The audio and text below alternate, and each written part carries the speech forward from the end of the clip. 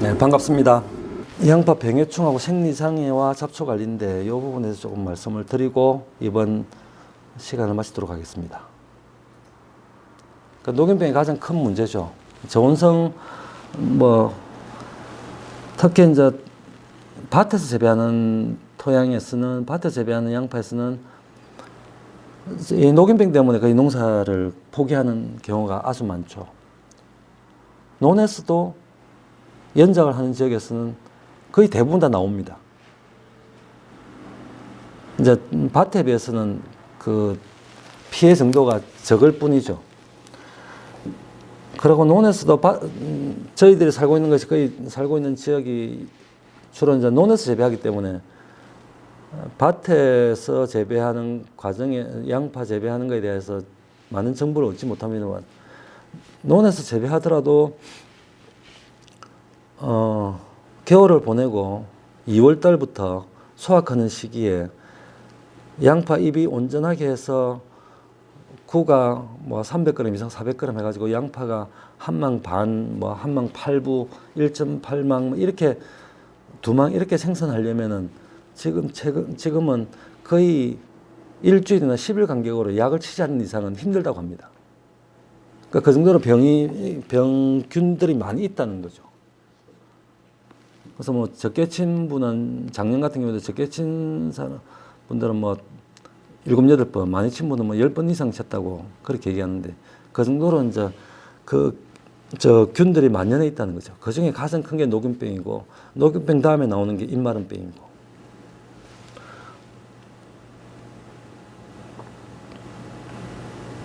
처음에는 좀 판단하기 좀 어려워서 좀 잡기가 힘들고 녹균병 같은 경우에는 묘상에서 감염되어 있던 게 이제 나타나기도 하고 토양에 옮겨 심은 토양에서 이제 비가 온다든지 바람이 분다든지 해가 붙어 있다가 이제 날씨가 따뜻해지고 비가 오면서 이렇게 식물체 속으로 들어가서 나타나기도 합니다.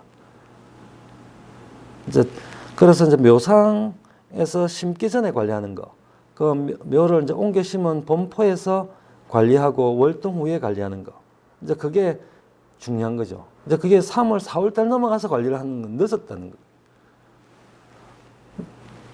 거. 주로 이제 양파를 옮겨 심기 전에 묘상에서 가능하면 일주일이나 10일 전쯤에 한두 번 정도 녹균병 약을 방제를 해야 된다는 거예요. 그리고 좀 심한 지역은 심고 나서 한 10일 이내에 또 이제 방제를 한번 하는 게 좋다는 겁니다. 그리고 이렇게 흙을 덮는 거는 비닐에 쓰는 그 균이 없는데 이 흙을 덮으면서 올라왔던 균들이 여기에 붙으면서 병을 또 이렇게 감염을 시키기도 합니다. 그래서 가능하면 흙을 덮는 것도 좀 위험하죠. 그리고 2월, 3월 달에 이제 이렇게 꼬부라지면서 약간 옅은 색을 띠는 애들 같은 경우는 조기에 뽑아내는 것 밖에는 방법이 없습니다. 이 아들은 더 이상 자라지가 않기 때문에. 그리고 이거 그대로 놔두면 이게 이제 2차적으로 이제 외부는 다른 양파 포기한테 이렇게 감염이 전파가 돼버리기 때문에.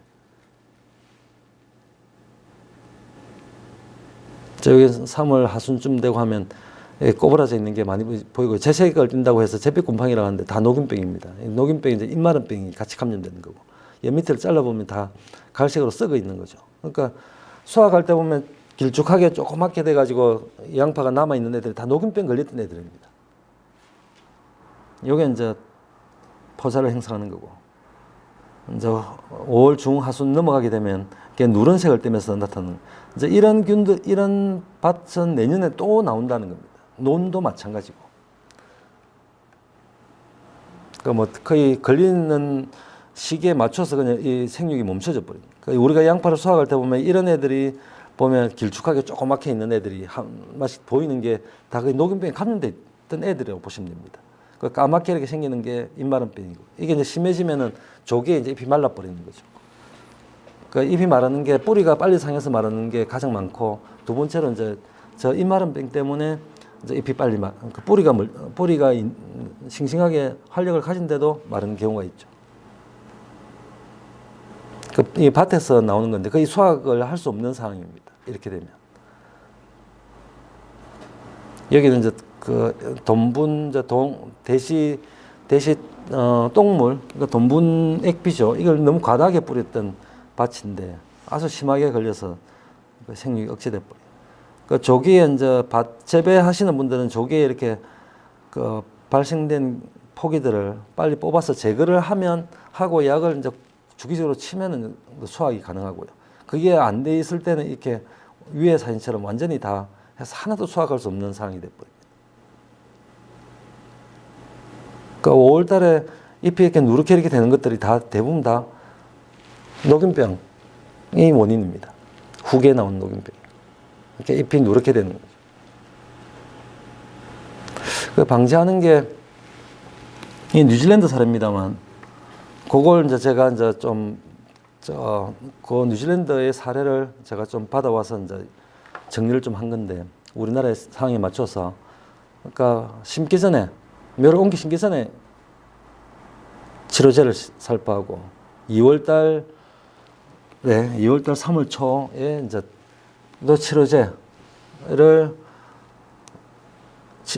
살포하고, 그러고 이제 녹균병 걸린 포기들은 다 뽑아내는 게 아주 중요하고, 그다음 3월 달부터는 이제 보호제로, 주로 치료제 쓰는 게 메트락실이나 디메토모르프, 아족시, 스트로빈카는 이런 종류인데, 주로 지금 우리가 쓰고 있는 농약들이 다 이런 농약들이 혼합되어 있는 농약으로 보시면 됩니다. 이제 보호제를 먼저 살포를 하고 뒤에 이제 병이 많이 발생하면 치료를 쳐버리면 계속 병을 따라가는 형태가, 이게 제대로 이제 치료를 못 하고, 그러고 이제 마지막에 후기에 이제 아인산염을 이제 살포해가지고 녹균병 포자를 좀 말려 죽이는 효과가 있다고 해서 이제 뉴질랜드는 많이 쓰고 있는 걸로 그래 얘기를 들었습니다. 그 석회질소에 대한 효과의 묘상에서 태양열 소독할 때 석회질소를 넣으면 좀 효과가 더 크다는 그런 내용이고요. 이거는 이제 무안의 원예특자과학원에서 이제 시험한 건데, 그러고 여기 보면 녹균병 약을 여러 가지 약을 쳤는데 그 중에서 좀 효과가 있었던 게 코프 옥시클로라이드 메트락실 M 소화제라는 이 소화제가 이제 코프라는 게 굴인데 이제 그게 들어있는 녹균병 약이 좀 효과가 크다는, 저희들도 이제 시험을 해보면 그 효과가 좀 있는 걸로 그렇게 보이십니다. 앞서 말씀드렸다시피 초기에 방제가 안 됐을 때는 효과가 많이 떨어진다. 녹균병 방제 효과가. 그러니까 토양에 토양 심기 전에 그 토양에다가 간주 처리를 하고, 그리고 정식 당일에 묘에 침지를 하고 정식 후에 한 2회 정도 살포하니까 거의 녹균병 하나도 나오지 않았다는 거죠. 그리고 여기 방지하는 시기를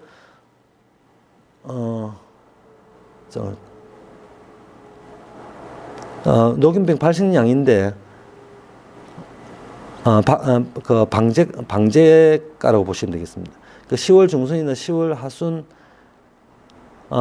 이건 정식하는 시기에 따라서인데, 이 정식을 늦게 해버리면 이 병이 발생을 안 한다는 거죠. 왜냐하면 거기에는 봄밭, 이제 묘상에서는 균이 없는, 녹균병 균이 없는 상태고, 그게 봄밭에 이제 균이 있는 상태에서 그 묘를 일찍 심어버리면 그 밭에서 이제 감염돼가지고 병을 일으키는데, 그걸 12월 상순 아예 늦게 심어버리니까 그 병이 발생 안 한다는. 물론 그러다 보면 생육 자체도 느리기 때문에 좀 병 발생률도 줄어드는 것도 있지만, 이제 그때는 어느 정도 이제 안정권에 들었다고 볼 수도 있는 거죠. 그 전에 거의 다 그 균에 감염이 된다는 얘기입니다.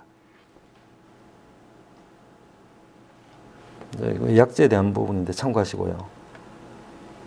그 다음에 두 번째로 이제 많이 발생하는 게 제피 곰팡이병인데, 우리나라에서는 모든 걸 다 제피 곰팡이병으로 얘기합니다만, 그 잎마른병도 있고 잎무늬병도 있고 목썩은병, 보통 우리가 저장 중에 썩는 것들을 이제 요 병이라고 보시면 제피 썩은병이라고 보죠. 일본 사람들 회색 부패병이라고 얘기하고, 그리고 이거는 일반 제피 곰팡이병이고, 보면 이렇게 좀 구름 무늬 비슷하게 이렇게 희끗희끗한 묘상에서도 그렇고 봄에도 이렇게 나타나는, 그냥 그림상으로 봤을 때 제초제에 맞은 것처럼 나타나는. 그리고 이제 요 저장 중에 썩는 게 이제 제피 썩은병이고, 묘상에서 보면 이런 증상들 너무 웃자란다든지 비가 자주 온다든지 하게 되면 많이 발생하죠.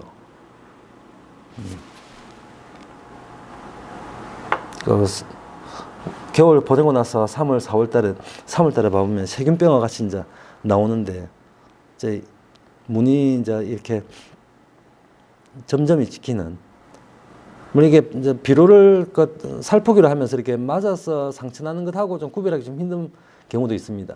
근데 그거 같은 경우에는 한쪽 면만 이렇게 나타나는데 전체 면이 다 나타난다고 보면 제피 곰팡이병으로 보시면 되겠습니다. 이제 요게 이제 후기에 양파 자체를 썩게 만들어 버리는 병이죠. 제피 썩은 병인데 4월 한 하순부터 조금씩 보입니다. 근데 보통 5월 넘어가서 눈에 띄게 많이 보이죠. 농사 오랫동안 지으신 분들은 5월달에 4, 5월달에 다 이것을 확인이 가능하죠. 잎에 밑에 있는 잎들이 말라서 처지는 걸 보면서 뽑아내는데 이 곰팡이 제피썩은 병입니다. 네, 이렇게 나타나 수확할 때 보면 다 껍데기 벗겨져 있는 이런 형태가 다 제피썩은 병을 보십니다. 그리고 저장 중에 가장 많이 발생하는 병이기도 하고 넘어가도록 하겠습니다. 입마른 병이고, 입마른 병은 고온성입니다. 그러니까 뭐 5도에서 30도까지 다 발생은 합니다만 주로 5월 달에 고온 다습한 조건에서 특히 녹균병에 감염된 폭에 주로 발생합니다. 그냥 이것만 단독적으로 나타나는 경우는 별로 없습니다. 그러니까 녹균병만 방지가 가능하면 입마른 병은 크게 문제가 되지 않는다는 거죠. 검은 무늬병은 흑반병이라고 얘기합니다만 조금 입마른 병하고 좀 헷갈리는 경우가 있습니다만 보통 입마른 병은 주변이 누렇게가 곰팡이 녹균병이 발생에 걸려가지고 나타나는 흔적들이 있고 그 사이에 까만 점들이 다닥다닥 붙어 여기 왼쪽 그림처럼 나타나고 검은 무늬병은 큰 반점이 크게 나타나요. 그것만 이제 검은 반점만 해가 옆에 주변이 마르는 이런 식으로 나타나요. 여기도 여기 그림이고 이런 식으로 나타나요. 검은 무늬병은 그렇게 많이 발생하지는 않습니다. 근데 종자 생산할 때 꽃대에 많이 좀 발생하는 균 중에 하나죠. 녹균병하고 이제 검은 무늬병인데 흑색썩은 균핵병은 논에서는 거의 잘 나타나는 경우는 없고 밭에서 주로 나타나요. 연작하는 밭에서 마늘밭에서 주로 많이 나타나고 시드름병 같은 경우에는 경우에도 밭에서 주로 많이 나타납니다. 묘사에서 따라가는 경우도 있고 밑에서부터 섞는 생육계는 확인하기 좀 어려운데 이제 저장해 놓고 밑에 하얗게 곰팡이 썰면서 썩는 게 밑이 빠지는 이런 특성을 가진 게 시드름병입니다. 우리 일본에서는 금부병이라는 마른 썩은 병, 마르듯이 썩는다고 해서 마른 썩은 병이다. 춘부병은 세균병 중에 가장 일반적으로 많이 나오는 병이고 이제 겨울이 나는 동안에 이렇게 짓물려서 죽는 애들이 다 춘부병이라고 얘기합니다. 세균병입니다. 그리고 그게 그 뒤에도 보면 이렇게 걸렸던 애들 중에서 완전히 밑에까지 썩어 뿌리는 괜찮습니다만 좀 심한 경우에는 밑에까지 해서 뿌리까지 썩게 되면 완전히 묘가 죽게 되고 양파가 완전히 썩지 않은 상태에서는 이렇게 버텨가지고 이렇게 삽니다만 정상적으로 자라지는 못하죠. 세균병은 우리가 그냥 일반적으로 무름병이라고 그냥 통칭으로 이렇게 얘기하는데 종류가 다양합니다. 그걸 구별하기가 우리말로는 구별하기가 좀 쉽진 않은데 이제 잎에서 나타나는 경우도 있고 이 안에서 이렇게 썩어버리는 경우도 있고 바깥쪽에서 썩는 경우도 있고 중간쯤에 이렇게 썩는 경우도 있고 보통 우리가 무름병이라고 얘기하는 그 세균병은 연부병이 물렁물렁하게 부패돼 죽는다 이런 표현이 보통 어윈이 해가지고 좀 역한 냄새가 나는 이런 세균병을 이제 보통 연부병, 무름병이라고 표현하죠. 그럼 다 물러졌던 쏙이. 요게 이제 외국에서 이제 분류를 하는 건데 균이라든지 이런 이제 세균병 이름도 조금 뭐 샤워스킨이라든지 뭐 박테리얼 스트레이크 뭐 이렇게 표현을 좀 다르게 해놨습니다. 우리는 대체로 그냥 무름병 아니면 세균성 썩은병 이렇게 표현을 합니다. 참고해서 이제 보시면 되고. 거기다 짓물러져서 썩는 거는 다 세균병이라고 보시면 됩니다. 잎이 됐든 양파구가 됐든.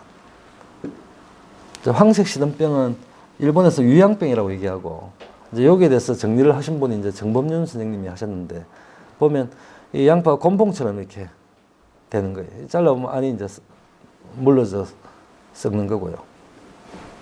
총체벌레는 해충 중에서는 뭐 고사리파리하고 총체벌레가 제일 큰 문제인데, 이제 고사리파리는 묘상에서나 심고 나서 주로 이제 그 초겨울에 날씨가 따뜻할 때 많이 발생하고, 총체벌레는 5월 달에 건조할 때 많이 발생하는데, 실제 크게 영향을 주지는 않습니다만, 그래도 그게 이 총체벌레에 걸려 있으면 저장성이라든지 후기의 구가 비대하는데 좀 영향을 준다고 볼 수 있습니다. 그 잎 자체가 이제 엽록소가 많이 파괴되기 때문에 그런 거죠. 그리고 이 상처를 통해서 이제 세균에 감염되면 저장에서도 그렇게 쏙이 썩는 그런 구가 많이 발생할 수 있습니다.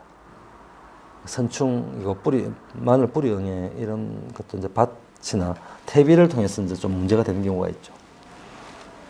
네, 선충 같은 경우는 뿌리 형태가 좀 굵어지면서 뿌리 속에 이제 선충이 기생하면서 이제 정식을 하기 때문에 뿌리가 굵어지는 그런 특징을 보입니다. 그 분구와 추대인데, 분구 생리상해 중에 가장 큰 게 이제 분구고, 분구는 우리가 양파를 심는 시기에 묘에서 심는 시기에 겨울이 오기 전에 날씨가 따뜻하면 이제 안에 이제 두 개로 나눠지는 거죠. 그렇게 이제 한번 나눠지고, 또 한 번은 그 양파 잎이 다 나오고 구가 굵어지는 시기에 안에서 이제 그 맹아라고 아까 말씀드렸는데, 그게 분구돼서 나오는 거죠. 그거는 모든 우리가 재배하는 양파들은 다 분구가 있습니다. 물론 싱글 센터라고 해서 그 맹아가 하나밖에 없는 품종을 개발해 가지고 팔기도 합니다. 근데 대체로 우리가 재배하는 양파들은 대부분 다 안에 3개에서 6개 이렇게 쪽이 나눠집니다. 이제 그게 이제 분구라 그러죠. 이제 그게 4월 중순에서 5월 상순 사이에 나타나는 겁니다. 지금 묘가 너무 커 있으면 엽수가 뭐 5, 6개쯤 돼버리면 실제로 안에는 밖에는 하나, 둘, 셋, 넷, 5, 6개, 요 7번째 안에 속에 이제 들어가 있는 거고, 요 안에 또 다시 또 더 있는 거죠. 이걸 자세히 봐보면 이 2개가 같이 올라오는 거예요. 이걸 심어 놓으면 2월달 되면 이제 2개가 이제 다시 올라오기 시작하면서 우리 눈에 이제 이게 쌍구라는 것을, 분구됐다는 것을 확인할 수 있는 거죠. 이거는 이제 없는 거고요. 근데 이제 분구가 되면 4월 달에 봄에 분구되는 것들은 거의 다 커서 억제돼서 안에서 그대로 있습니다. 근데 최근에 보면 기상적인 요인도 있고 관리에 이제 문제가 있다고 볼 수 있는데, 해서 그 분구되어 있는 맹아가 다시 성장을 해서 자라는 거죠. 그 마늘이 2차 생장하는 거와 마찬가지라고 볼 수 있습니다. 여기 보면 여기에도 쏙 잎이 나오고 여기 쏙 잎이 나오는 거죠. 여기 나오고 여기 나오는 거. 4월 28일인데 4월 28일에 보면 여기 하나고 여기 하나 있는 거죠. 이거 쪼개보면 이 2개로 나눠져 있는 겁니다. 원래는 이렇게 쪼개진 이후로부터는 이 아들은 이 잎은 안에 그대로 있어야, 멈춰져 있어야 될 게 이렇게 자라버리는 거죠. 그 4월 28일이고, 이런 거 같은 경우에는 거의 이제 1차 분구 때에 생겼던 걸로 볼 수 있습니다. 이거는 이런 건 정상적인 건데, 아까 앞에 그림처럼 구가 이제 비대에 접어드는 시점에 이제 이게 생긴 건데, 이게 다시 잎으로 자라버린 거죠. 지금 5월 달에 5월 12일 날 사진입니다. 이렇게 여기도 그렇고, 이게 이제 지역에 따라서 좀 많이 발생하는, 포상에 따라서 많이 발생하는 경우를 볼 수 있습니다.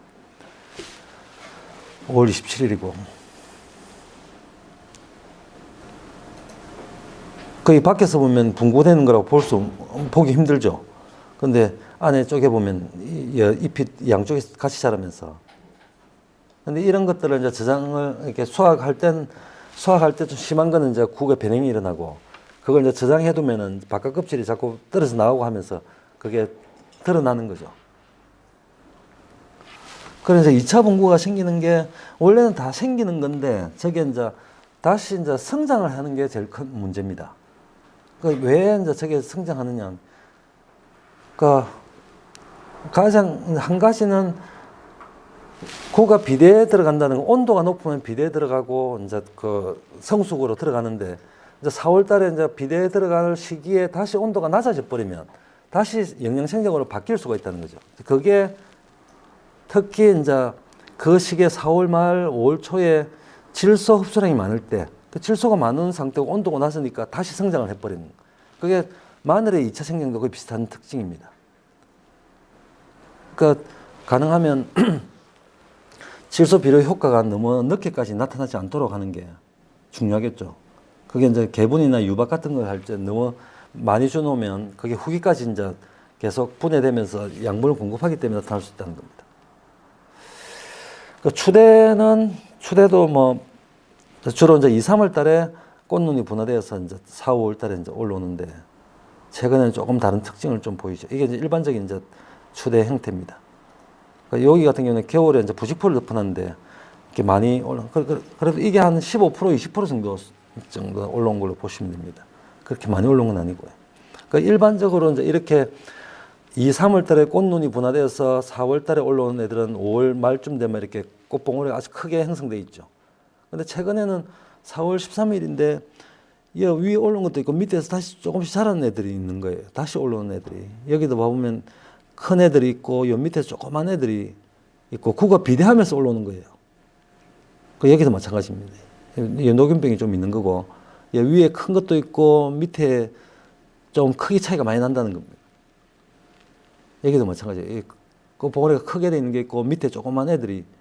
그러니까 보통 2, 3월 달에 꽃눈이 분화되어서 4월 중하순에 나오기 시작해서 5월 하순 되면 꽃봉오리가 크게 형성하는 게 일반적인데 그 4월 달에 저렇게 형성되는 경우가 많이 있다는 겁니다.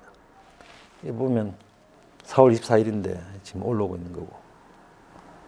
보면 이게 추대가 되느냐 추대가 안 되느냐를 봐보면 이 밑에 이제 4월 달에 잘라 봐보면 이 밑에 딱 잘랐을 때 이렇게 돼 있는 거는 이게 추대의 머리 부분이 처음 생긴 거죠. 그 4월 하순에 4월 하순에도 이게 생긴다는 겁니다. 그래서 이게 생기는 게 밑에 형태하고 좀 이 길이나 잎집 엽초장이라고 하는데 이 길이에 영향을 받는 차이가 나는가 보면 꼭 그렇지는 않는 거예요.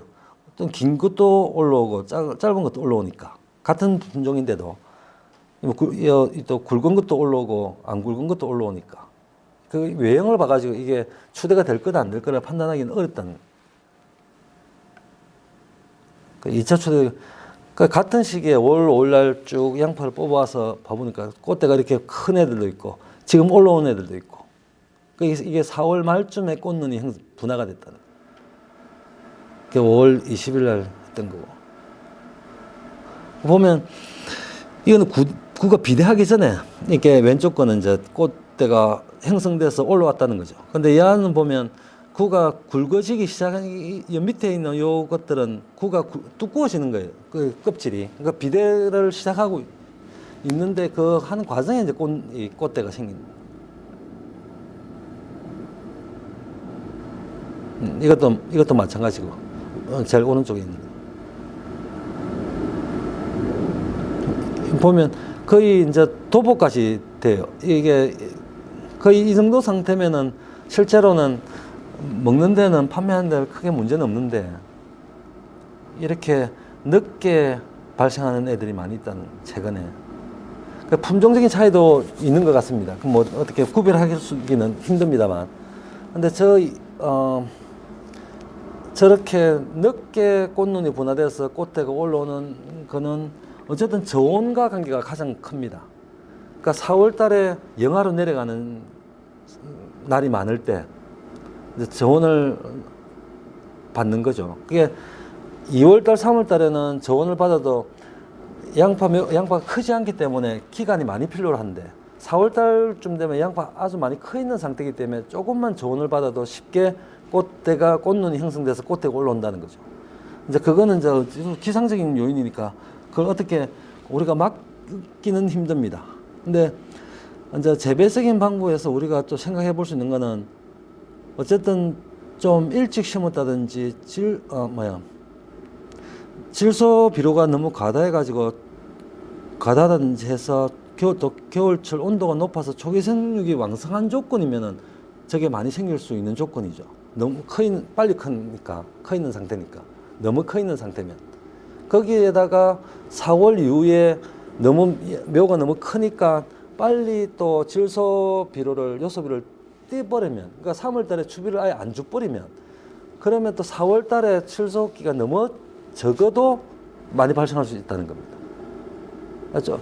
그러니까 분구 같은 경우에는 질소 비료가 늦게까지 너무 많이 공급이 되면 분구의 발생이 많이 생길 수 있고, 추대 같은 경우에는 너무 빨리 또 끊어져 버리면 추대가 발생할 수 있다는 거죠.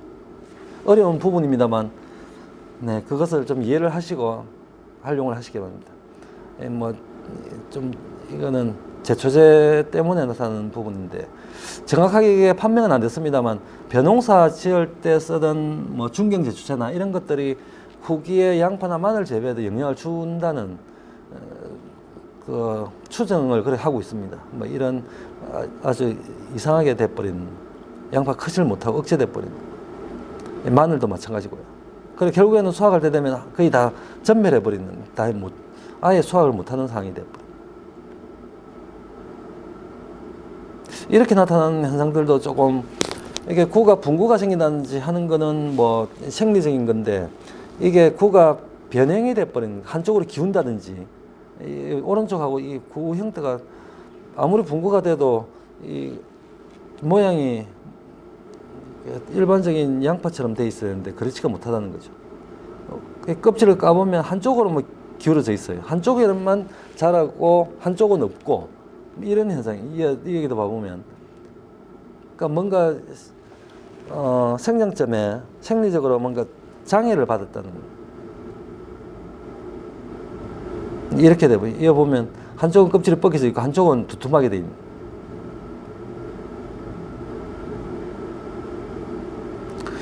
사용하는 어떤 제초제라든지 영양제라든지 구비대제라든지 이런 것들이 물론 양파를 키우는데 도움도 되겠습니다만, 간혹은 그런 부분들이 또 이런 어떤 교란을 일으켜서 나타나는 것 중에 하나가 아닌가.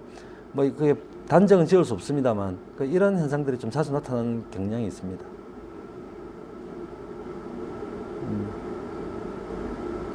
그 내분구하고는 좀 차이가 나는 거예요. 구가 이렇게 길쭉하게 되고 하는 거는 토양이 너무 단단하게 된다든지 해서 나타나는 증상들이고요.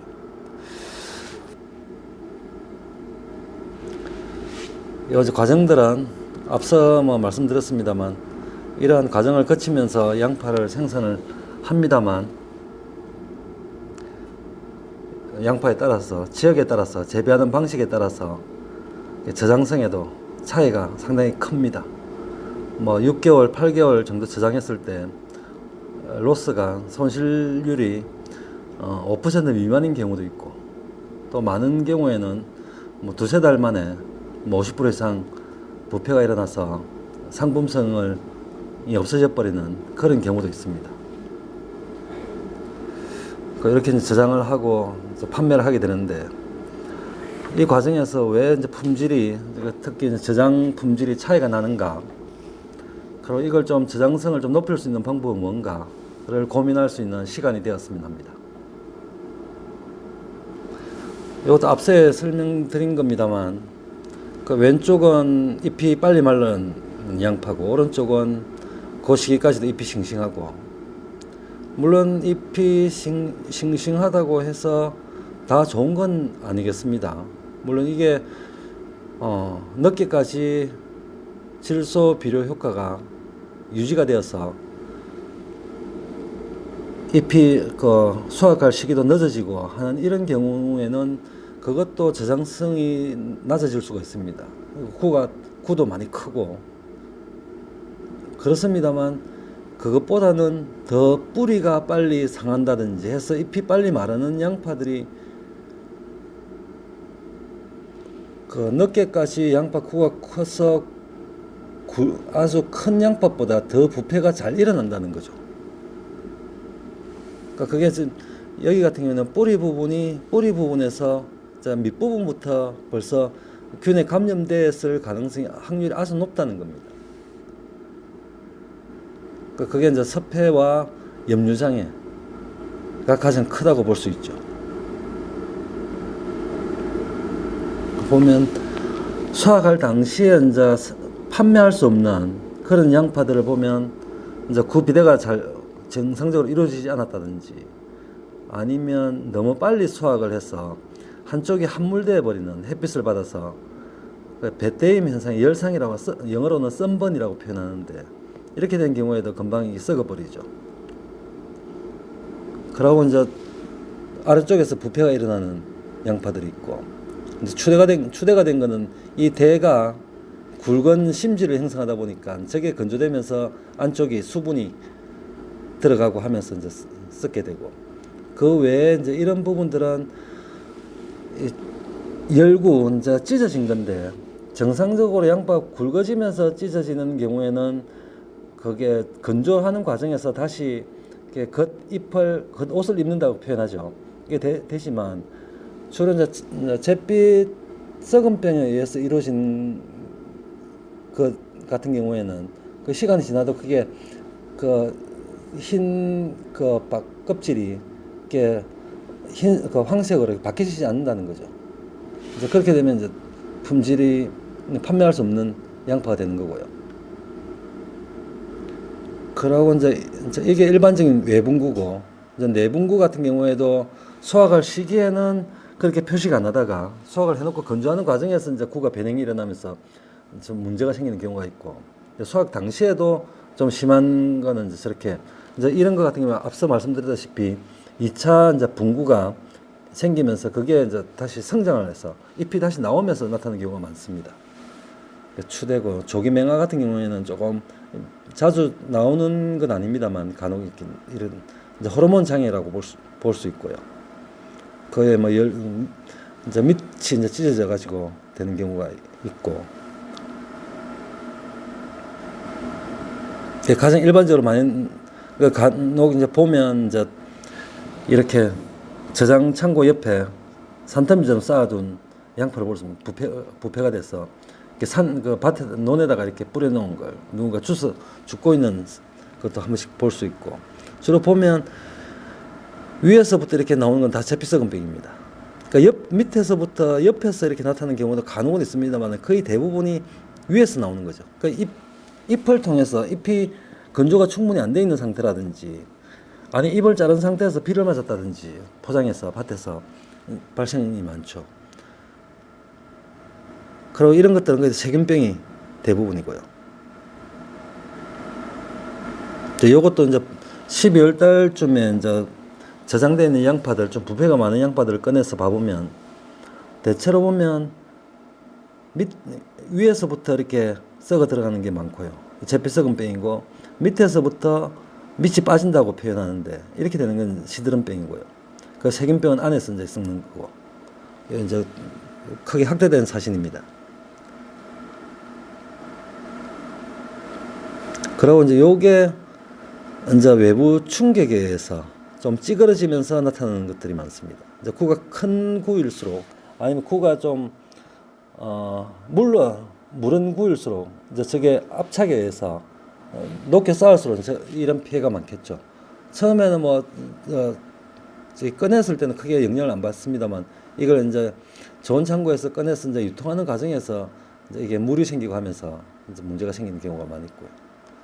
그리고 장기간 장기 저장했을 때 그 병이 없기 때문에 늦게까지 저장을 하는데 저장하는 동안에는 좋은 창고에 있는 동안에는 잘 모르다가 이걸 꺼내 가지고 이제 유통하는 과정에서 이제 이게 물이 생기고 하면서 생긴 경우가 있습니다. 그게 무름인편이라고 표현을 하죠. 그러니까 이런 게 장기 저장에서 문제가 좀 많이 되고 있습니다. 그래서 그게 외국에서는 그 트랜슬루센트 스케일이라고 해서 무름 인편이라고 해요. 우리는 뭐 무름 정상 뭐 이렇게 표현도 하는데 그 동해하고도 좀 어른 거하고 아주 비슷하기 때문에 이제 언거 아니냐고 이제 판단하는 경우가 많이 있는데 실제로 언것보다는 이런 무름 인편이라는 이렇게 생리 장애로 해서 나타나는 경우가 많습니다. 이제 그게 이제 양파 구 내부에 이제 이산화탄소 농도가 높아지면서 안에 이제 pH가 낮아지고 그러면서 세포막의 투과성이 높아지고 하면서 무름 인편이 발생하는데 주로 이제 구 비대기에 고온을 받았다든지 수확이 너무 늦어졌다든지 그러고 수확한 구를 건조하고 나서 입고하는 기간이 너무 길어졌다든지 기계 수확을 하면서 충격을 받았다든지 적재하면서 또 압착을 받는다든지 하면 호흡량이 많아지면서 나타나는 거죠. 여기 보면 완전히 바깥쪽에서라기보다는 약간 바깥쪽에서 한두 입 안에서 이렇게 많이 좀 나타납니다. 이게 반투명, 완전 투명하진 않습니다만 원래 초기의 양파는 백색을 떼야 되는데 그게 이제 저런 장애를 받으면 반투명한 색으로 바뀌는 거죠. 저게 이제 유통하는 과정에서 물러지는 거고. 그 양파는 이제 품질에 대해서 조금 말씀드리면 이제 뭐 여러 가지가 있습니다만 구성하는 요소를 보면 규정하는 요소를 보면 뭐 구의 크기라든지 보호엽이 어떻다든지 뭐 이런 식으로 보호엽의 입이 얼마나 잘 온전하게 이렇게 싸고 있는가 하는 구의 형태라든지 명화가 되는가 안 되는가 병이 있는지 없는지 이런 것들이 이제 품질을 이제 규정하는 요소가 되겠죠. 그 외에도 지역에 따라서는 나라에 따라서는 어떤 특정 지역의 어떤 양파를 이름을 해서 이제 판매하기도 하고요. 그리고 이제 아까 말씀드렸다시피 내분구가 생기지 않고 하나로 이제 싱글 센터라고 하는데 이제 이런 걸 가지고 햄버거용이나 해서 이제 또 그 품종을 개발해서 이제 하기도 합니다. 요게 이제 우리나라에서 규정 짓고 있는 양파구의 품질 등급 규격이고 보통 특상 보통이라 하는데 보통 상 이상도 미들 사이즈 이제 크기가 중간 사이즈 이상은 다 상 이상으로 이제 보는 거죠. 그 외에 이제 모양이나 이런 것들이 조금 비정상적이라든지 이런 것들을 가지고 이제 결점구가 있는지 이런 걸 가지고 이제 규정을 하고 있습니다. 그러니까 이제 심한 결점이 있는 걸 중결점구라고 경결점구 이렇게 표현을 하고 있고요. 구 크기는 나라마다 좀 차이는 있습니다만 우리나라 같은 경우에는 보통 일반적으로 이제 2라지, 엑스라지를 이제 9cm 직경을 가지고 다 표현하는데 9cm 이상이고 그 라지는 8에서 9, 그 미들은 6에서 8. 보통 이제 우리가 작업 담아 해가지고 마트나 이런 데 파는 거는 라지나 미들 정도 되죠. 이게 구 형태에 따라 좀 차이는 날 수가 있겠죠. 구 직경이 고가 좀 높고 구 직경이 좀 좁은 그런 좀 길쭉한 형태 같은 경우에는 지름이 작아도 구중이 좀 클 수가 있고 조금 납작한 형태 같은 경우에는 구의 직경이 지름이 커도 구중은 좀 작을 수는 있는데 보통 지금 재배되고 있는 양파들은 거의 막 1에 가까운 9에서 1, 그러니까 0.9에서 1, 그러니까 약간 낮거나 완전한 원을 형성하는 그런 양파로 볼 수 있는데 그렇게 보면 라지 같은 경우에는 한 240에서 한 300g, 그 미들은 미들은 크기는 보통 한 160에서 한 220, 230 정도 그렇게 보시면 되겠습니다. 그 미국에서는 조금 다르게 이제 인치로 이제 표현을 하고 있고. 그 양파 저장에 미치는 요인들 보면 품종을 뭐 떼놓을 수는 없겠죠. 가장 큰 건 이제 품종 숙기별로 차이가 많이 난다는 거고. 우리가 재배하는 중일형 중에서도 좀 숙기가 늦은 품종일수록 좀 저장성은 좀 높아지는 경향이 좀 있고요. 그리고 이제 그 안에 이제 양파 구 안에 무기 성분을 얼마나 함유하고 있느냐, 특히 황이나 이런 것들 많이 함유하고 있을수록 매운맛이 강하고 저장성이 좀 높다고 얘기하죠. 그 재배하는 조건에서 토성이라든지 이제 물을 얼마나 주느냐에 따라서도 저장에 영향을 미치고 그 기상적인 요인도 이제 병하고 관련성이 있고 하기 때문에 이제 영향을 주고, 이제 수확 시기를 어떻게 하느냐에 따라서 수확 시기를 보통 이제 양파 완전 잎이 넘어지고 그 잎이 한 절반 정도 건조됐을 때, 말랐을 때 수확하는데, 그것보다 더 빨리 수확했을 때는 우리가 얘기하는 그 줄기 부분이 물기가 많으면 그쪽을 통해서 병이 감염될 수가 있고, 너무 늦게 수확하게 되면 이제 뿌리 쪽에서 또 병이 발생할 수가 있고 하는 이런 것들. 그리고 또 일찍 수확하면 조직이 치밀하지 못하기 때문에 그 배때임 현상이라든지 이런 것도 나타나고, 또 압착이 쉽게 일어날 수 있겠죠. 그 수확 과정도 어떻게 하느냐에 따라서 잎이 있는 상태에서 수확해서 건조를 2, 3일 정도 하는 게 좋은데, 실제로는 이제 그렇게 여건이 안 될 때는 잎부터 자르고 이제 수확하는 경우인데, 거기에 따라서도 저장성이 차이가 있을 수가 있고요. 그 보관은 어떻게 하느냐에 따라 차이가 나고, 그 큐어링이라고 해서 이제 경화 처리, 이제 건조 처리라고 볼 수 있는데, 이제 그것도 이제 저장하기 전에 이제 처리를 하시는 분들도 있죠. 이제 그게 효과가 있다고 하시는 분도 있고, 또 한편으로는 온도를 너무 높여버리면 세균병이나 이런 게 또 문제가 되는 경우가 좀 있긴 있습니다. 근데 건조를 시킨다는 입장에서는 효과가 저장성을 높여준다고 볼 수 있죠. 그리고 휴면이 들어가는 양파 잠자는 기간은 좀 차이가 납니다만, 옛날 나왔던 품종들은 뭐 한두 달 정도밖에 안 됐었는데, 지금은 뭐 4, 5개월 뭐까지, 겨울이 와도 싹이 안 나오는 그런 품종들이 많이 지금 나오고 있죠. 요거는 저장 중 병해하고 명화, 이제 싹이 나오는 거, 이런 게 저장 조건하고 어떤 관계가 있는가 하는 걸 보여주는 겁니다.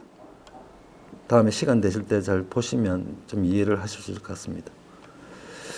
그리고 일반적으로 질소 11항하고 구 속에 있는 질소 함량하고 부피를 보면 거의 뭐 너무나 뚜렷하게, 질소 11항이 늘어날수록 부피율이 높아지고, 구 속에 있는 질소가 높아질수록 그 부피율이 높아지는 거는 뭐 우리나라에서 시험한 거나 외국에서 시험한 거나 여러 뭐 자료에서도 이거는 뭐 일반적으로 나온다고 보시면 되겠습니다. 이건 우리나라에서 했던 건데, 질소나 인산 11항을 늘려놓으니까 부패율이 뭐 1.5배, 1.8배, 그 질소는 1.8배, 인산 1.3배 증가하더라는 거고. 여기도 이것도 미국에서 한 시험인데, 건물 함량이나 이런 게 높을수록, 건물 함량이라든지 가용성 고형물, 당도라고 얘기하는데, 이런 것들이 높을수록 부패율은 낮아진다는 겁니다. 단단할수록 부패율이 낮다는 거죠. 구중은 클수록 이제 부패율이 높아지고. 저장하는 시기는 여기서 보면 잎이 한 30%나 50% 정도 말랐을 때. 초기에 잎이 좀 마를 때는 보면 거의 마지막에 나온 잎들이 서 있는 경우가 많이 있습니다. 그거는 아직도 활동을 하고 있다는 거고, 휴면에 안 들어갔다는 거죠. 잎변도 마르면 이제 마지막에 나온 잎까지 들어 눕게 되는 거죠. 그러면 휴면에 들어간 거고 수확 시기가 됐다는 거예요.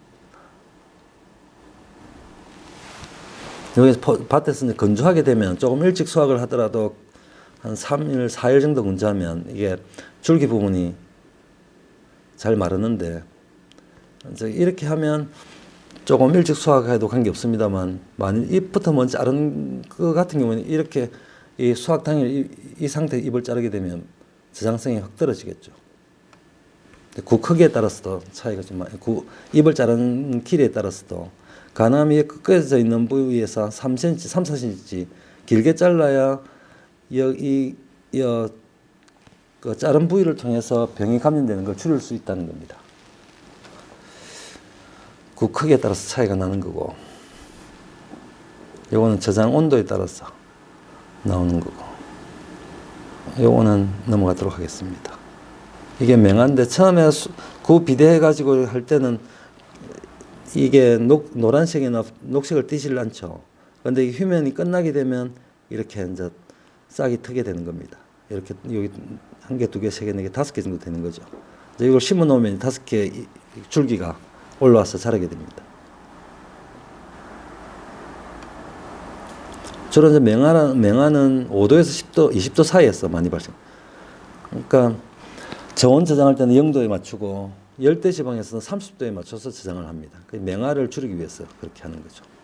근데 이제 앞에 말씀드렸다시피 양대파라든지 칼솥 이런 걸 재배를 하기 위해서 빨리 맹아를 그 휴면을 깨게 하는 거. 그러니까 맹아 잎이 빨리 나오게 하는 거는 그 15도 정도에 10도나 15도 정도 맞추는 게 가장 빨리 싹이 나오게 할 수 있는 거죠. 온도에 따라서 맹아가 신장되는 거에 따라서 차이가 나는 거고. 이제 마지막으로 양파 기계화 생산 기술에 대해서 말씀드리고 마치도록 하겠습니다. 뭐 기계화 쪽은 작업을 편하게 하기 위한 부분도 있고, 또 한 가지는 생산에 들어가는 비용을 줄이기 위해서 기계화를 하고 있습니다. 그러니까 정부에서 많이 지원도 많이 해주고 있고요. 파종기, 이제 일반 노지에서 파종하는 파종기도 많이 활용을 하고 있는 기계고, 이제 일반 460 일반 트레이에 파종하는 거고, 이거는 벼 3파 상자에 이제 씨앗 벽시 파종하는 기계에 이제 파종하는 부분만 양파 씨앗이 파종할 수 있도록 해가지고 개량을 해서 이제 활용하는 경우도 있고, 톱밥을 복토할 때 쓰는 기계도 자동적으로 할 수 있는 기계가 나와 있습니다.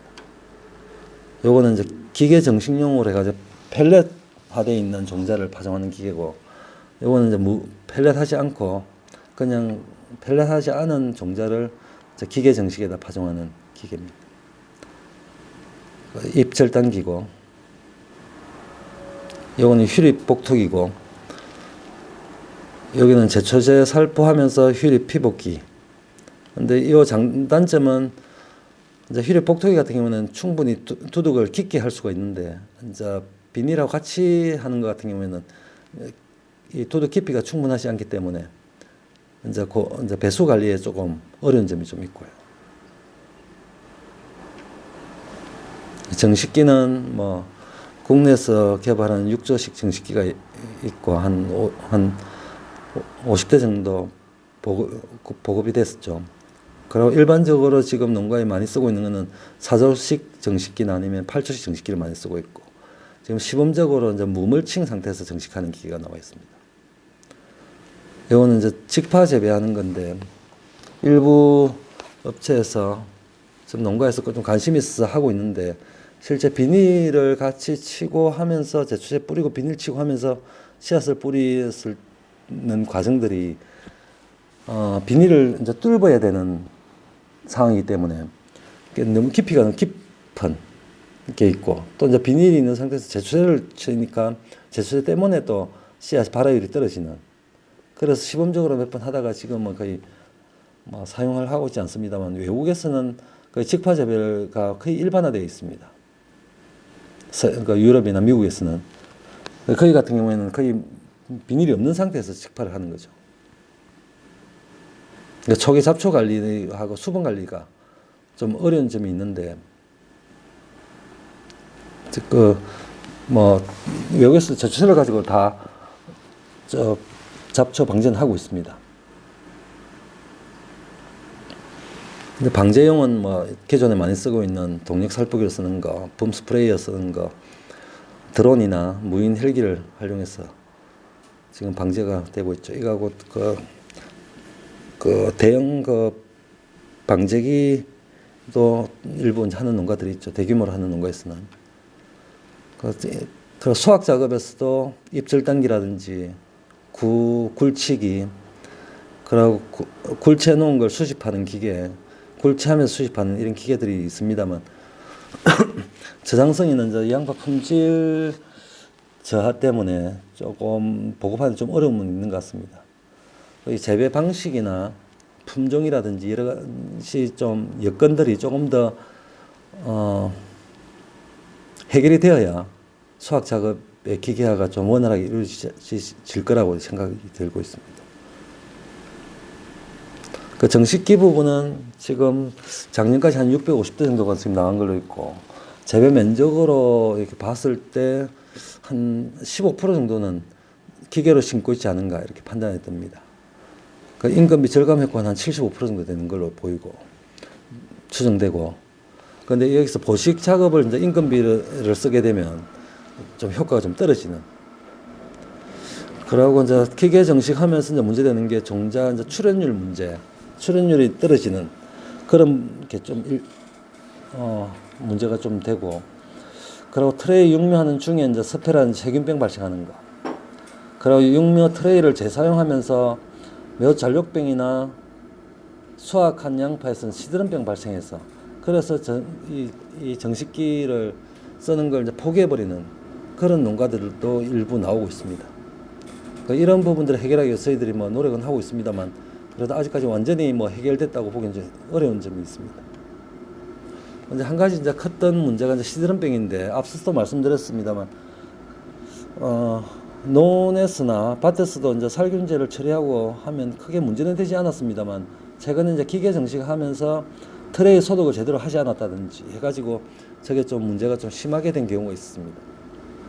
거의 수확기에까지도 그렇게 많이 나오진 않습니다만, 그걸 이제 저장했을 때 거의 뭐 다 썩어버리는 그런 현상을 보입니다.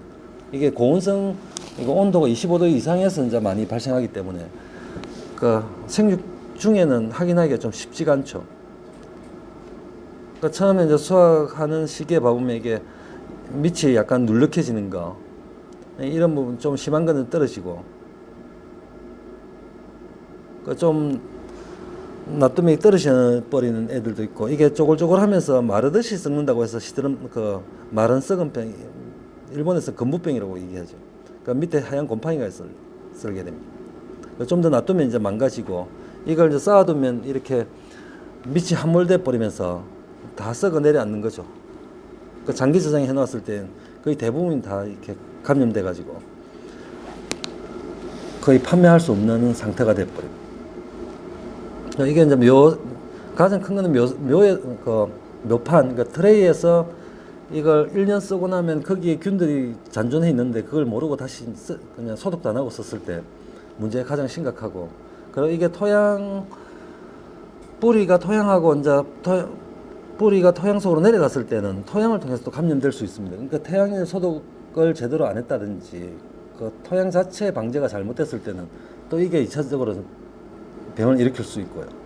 또 기계로 심다 보니까 여기에 있던 그 뿌리가 그 상토와 같이 엉켜 있는 상태에서 수확기까지 가다 보니까 그쪽이 이제 습도도 적당하고 이래 하다 보니까 거기에 균이 많이 이제 정식해가지고 또 병을 일으킬 수도 있습니다.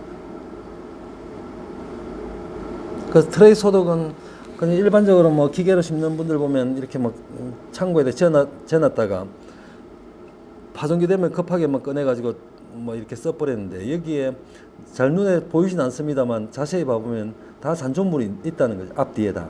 그러니까 이런 것, 여기에 있던 균들이 이제 감염을 일으키는 거죠.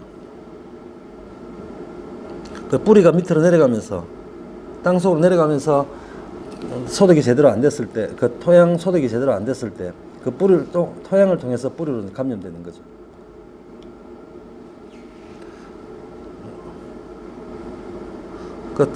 소독하는 거는 기본적으로는 락스라고 차염 수소 나트륨을 주로 쓰고 있습니다. 외국에서도 마찬가지고, 우리도 이제 권장하는 게 차염 수소 나트륨을 10배, 10배 희석해서, 보통 그게 차염 수소 나트륨이 유효 염소가 4% 정도 들어있는데, 그걸 10%, 10배 이제 희석을 해서 10분 이상 담가두는 걸, 그걸 이제 기준을 잡고 있습니다. 그 외에 육묘하는 방법을 가능하면 토양과 차단하는, 토양과 분리시키는 어떤 방식을 통해서 토양을 통해서 감염되는 것을 억제하는 방법을 찾고 있고요. 그리고 정식 전에 이제 살균제를 살포하는, 그 트레이에도 살포할 수가 있고, 그 봄밭에 심는 봄밭에서 살포할 수도 있는데, 현실적으로는 트레이에서 소독하는 게 가장 효과적이겠죠. 그러니까 10분 정도만 소독을 해도 물에 한번 세척을 하고 소독을, 락스에 소독을 하든가, 아니면 락스에 한번 소독을 했다가 물로 트레이 세척기를 가지고 물로 세척을 하든지, 그렇게 하게 되면 아주 깨끗하게 됩니다. 그러면 뭐 크게 균이 나오지 않기 때문에 트레이를 안심하고 쓸 수가 있는 거죠. 이 세척기는 많이 지금 보급이 돼서 활용을 하고 있고요. 하는 방법은 조금씩 차이는 있습니다. 그리고 가능하면 토양과 분리시키기 위해서 매트를 이용한다든지 아니면 콘크리트 바닥에 이렇게 키운다든지 아니면 팔레트를 이용해서 이렇게 키우기도 하고, 그리고 여기 전체를 이제 비닐을 깔고 그 위에다가 받침대를, 그러니까 보통 이제 꽃 그 화분 받침대 트레이가 있는데 그걸 이용을 한다든지 해서 토양과 좀 분리시키는 그런 방법을 선택하고 있습니다.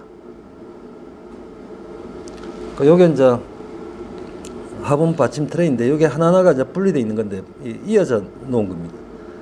보면 이걸 완전 분리시켜서 놓으면 그냥 뿌리가 땅 속에 내려가도록 되어 있는 것하고 비교해 봤을 때 생육은 떨어집니다만 건 뿌리의 무게라든지 뿌리의 비율이 훨씬 높아져 버려요.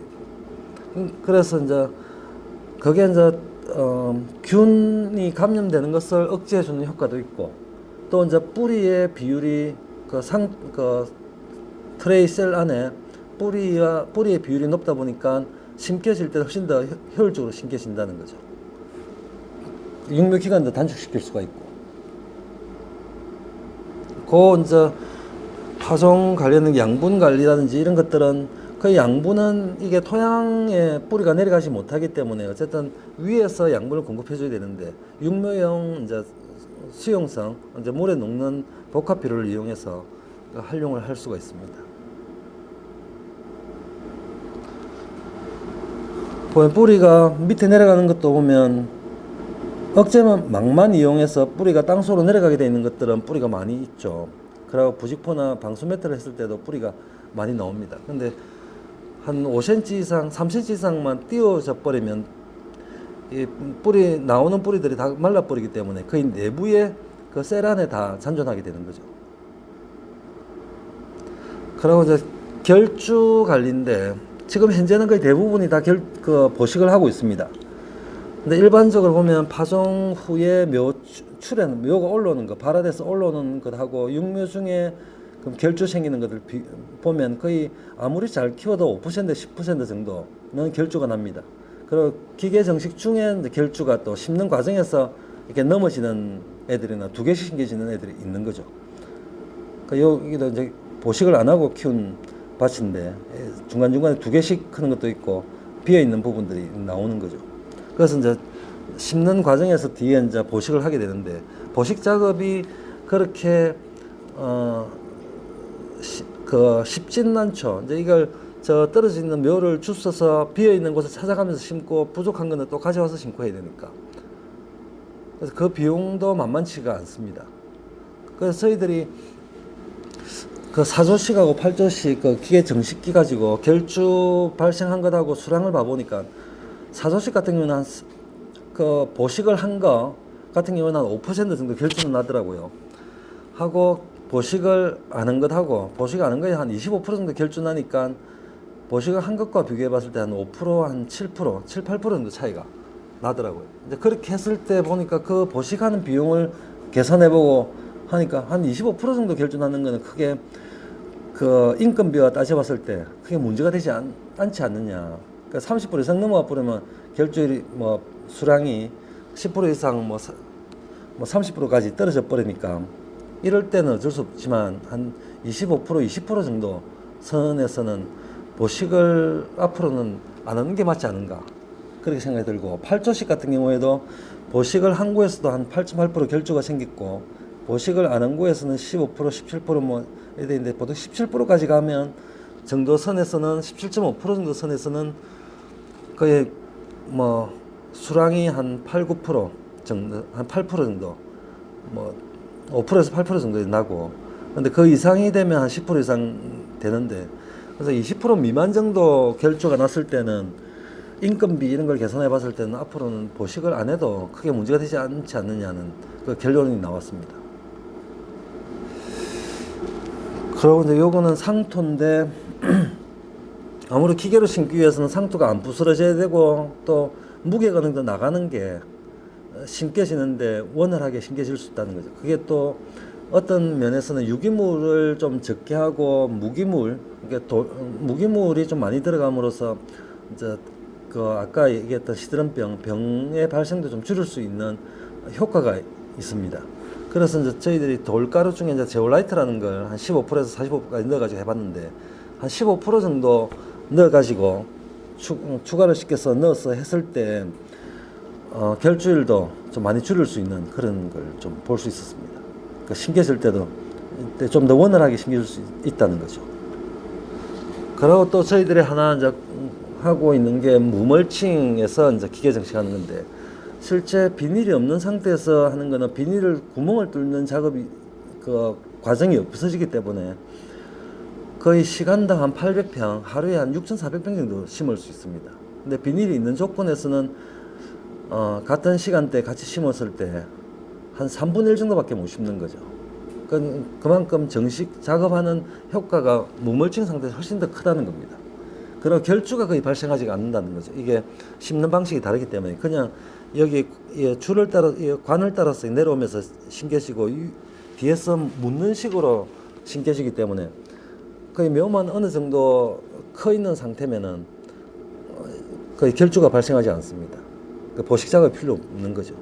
이제 그런데 무물칭 상태에서는 월동기에 이제 보온 관리해야 되는 부분, 그리고 간수하고 잡초 문제가 문제인데, 근데 월동기에 이제 보온 관리는 이제 부직포를 덮음으로써 어느 정도 효과를 볼 수가 있습니다.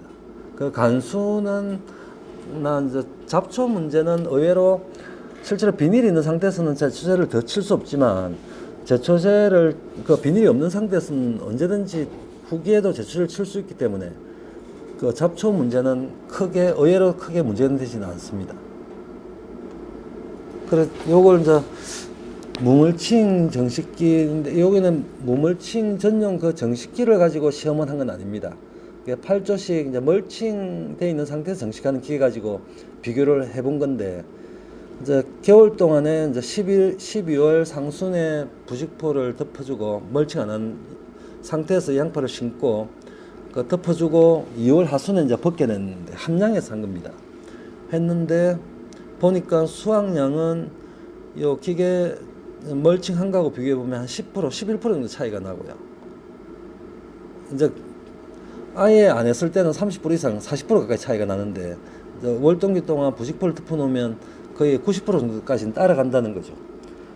그 비상풍구도 많이 줄어들고, 그리고 저장 중에도 보면 그 비닐이 없는 상태에서 키웠던 양파가 더 단단하기 때문에 저장 중에 이제 부패되는 비율, 손실되는 비율도 훨씬 줄어드는 걸 알 수 있었습니다. 그게 이제 요 양파 구나 양파 이제 껍질, 인편 그 특성을 봐보면 이제 그게 좀 차이가 나기 때문에 그 구경 크기에 비해서 인편수라든지 링수라든지 이런 게 좀 적고 맹화수도 적은 그런 특징들 때문에 좀 저장성에도 좀 효과가 있는 걸로 보이십니다. 이게 사진이고요. 4월 19일 날 찍은 건데 비닐이 있는 상태 심은 거고, 두 번째는 비닐 없는 상태 심고 요 겨울 동안에 부직포를 덮은 거고, 이건 안 덮었던 거고, 4월 달까지는 4월 9일에는 차이가 많이 납니다만 5월 20일쯤 되면 좀 많이 이렇게 따라가는 것을 알 수 있습니다. 여기까지 해서 저희 강의를 마무리 지었습니다. 가능한 한 모든 부분들을 다 설명을 드리려고 하다 보니까 시간이 좀 많이 걸린 것 같습니다.